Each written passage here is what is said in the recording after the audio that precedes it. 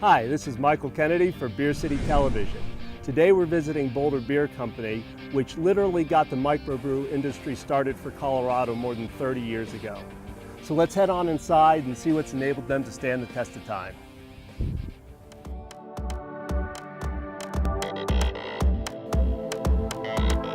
So we're here with David Zuckerman, the brewmaster at Boulder Beer, and we're standing in a room that can get very hot.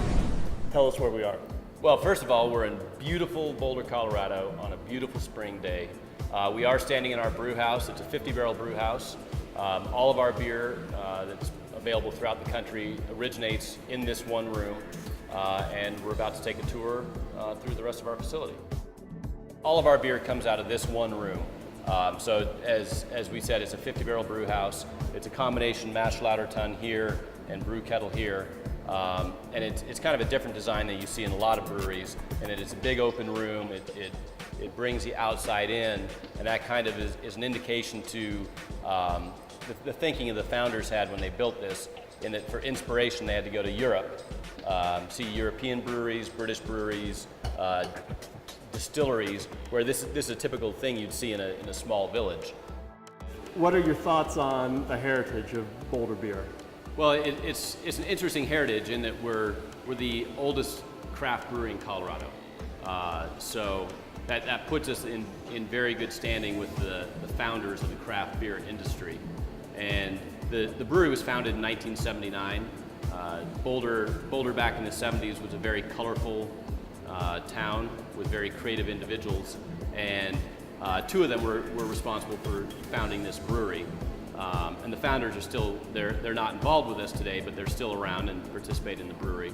And they were two professors at CU who got the home brewing bug, and their friends convinced them that the beer they were making was good enough to be commercial, so they got the 42nd brewing license in the country at the time and bought a one-barrel system and started producing beers 13 cases at a time. David, you're not a Boulder native. No. You're proud of where you came from. What brought you here? Well, I was brewing in Bridgeport in Oregon in the late 80s, and the job opportunity here in Boulder came up, and I came out, looked at the place, and I thought, seems like a nice place to ride my bike, which I brought on the trip out with me, and decided to leave my bike as I drove back to Oregon to decide what I was going to do. And when I got back to Oregon and my bike was still in Boulder, I took that as a good sign that I should probably reunite with my bike.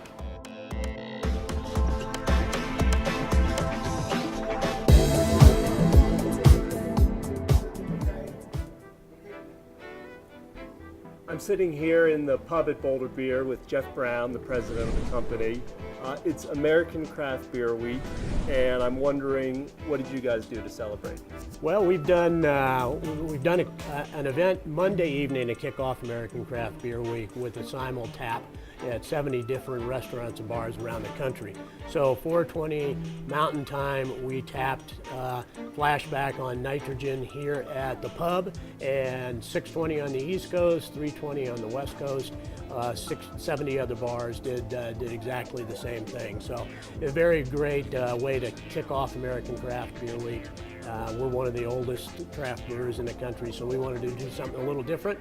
And we did it with a beer, Flashback India Brown Ale, which we developed the recipe for our 30th anniversary 3 years ago. So it's a great way to start the week off. And this beer is on nitrogen, correct? It is on nitrogen, which gives the beer a much smoother, softer, creamy texture. Very small bubbles with the nitrogen versus a little larger bubbles with CO2.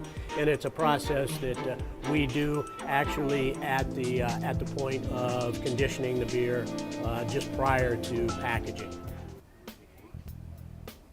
So we're out here on the patio at Boulder Beer. I still have my India Brown, and it's been joined by about a dozen more beers.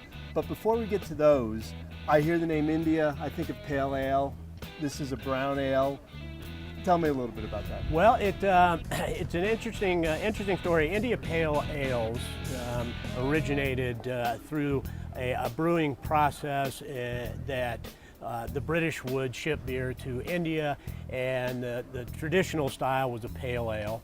And in order for the beer to be palatable after the long voyage from England to India, they would add additional hops to the beer, to the pale ale. So the style became known as an India Pale Ale, which was a more assertively hopped pale ale than what traditional British drinkers would have been drinking at the time. So we have taken a little bit of a twist on that in making a brown ale, but it's a very assertively hopped brown ale, much more so than you would just have a typical American style brown. Pick another beer here for me now. All right, well, what we have here, we have 13 different samples here. So we've got everything from a very light style to a dark style. So we'll kind of pick a couple of the favorites that have been around the brewery for a while, and I'll start out with the lightest style beer that we brew, being Buffalo Gold. Okay. It's a golden ale. We started brewing this beer back in 1990. And at the time we kind of picked it as that nice little transition beer for someone who maybe had been a domestic lager drinker, Pilsner drinker, looking for a little bit more flavor, a little bit more malt profile. And this is a very good beer to kind of step your way into some more assertive styles. And yeah, delicious. Yeah. And we do, we brew all ales currently, and so the fruity estery styles that you will kind of go from. So at least once during the show, I always hear a word I've never heard before. Today it's estery. What is estery? Estery is the kind of the fruity aroma, the fruity compounds that your taste sensations would pick up on without there actually being fruit in the beer itself. Now off to our flagship beer. Okay. And that would be Hazed and Infused, which is a dry hopped amber ale. And the name comes from the fact that it's a little bit cloudy, so it's a little bit hazy, and that's because it's slightly unfiltered. So it kind of keeps a very complex malt character to it. And then we have infused additional hops in, or in more, I guess, layman terms, we put additional hops in just prior to the conditioning tank, so in cold fermentation. So you get a very big floral nose, very big aroma, without the bitterness. Why do you think this is your most popular beer? I think it's the most popular because it's unique. There really is. I can't think of another beer that has the flavor profile that Hazed and Infused has. It's very bold, but at the same time, it's a moderate alcohol, so it's about 5.5%. So it's an easy to drink beer, but it is a very complex finish to it, in the fact that the hops kind of give it that kind of nice blend. By the way, welcome to Colorado. We've gone from about 80 degrees and bright sunshine to it feels like we might get some hail here in a second now. With the storm approaching, what is the next best beer to try? Next best beer to try, well, let's the Cognac Obervoid. Ooh. And this is a barrel-aged beer, and it's Obervoid is our oatmeal stout, and it's brewed stout recipe. We put a little oatmeal in the grain bill, and that gives it a little bit softer mouthfeel. And then the stout is aged on oak for close to 3 or 4 months. And this particular beer, after it was Obervoid, we then put it into a cognac barrel. Let's try a little Sweaty Betty Blonde. It's called Business Time Mild, a version of Mojo India Pale Ale, but it's done on cask.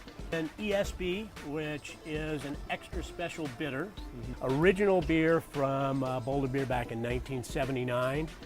It's Planet Porter. It's called Kinda Blue. Flashback India Brown All Ale right, is one of the best hangover cures after a 2-hour mountain bike ride you'll ever have. Jeff, thank you for a great day. Please come out and visit Boulder Beer. They're on Wilderness Place right off of Valmont in Boulder. This is Mike Kennedy for Beer City Television. Remember, the next round's always on me.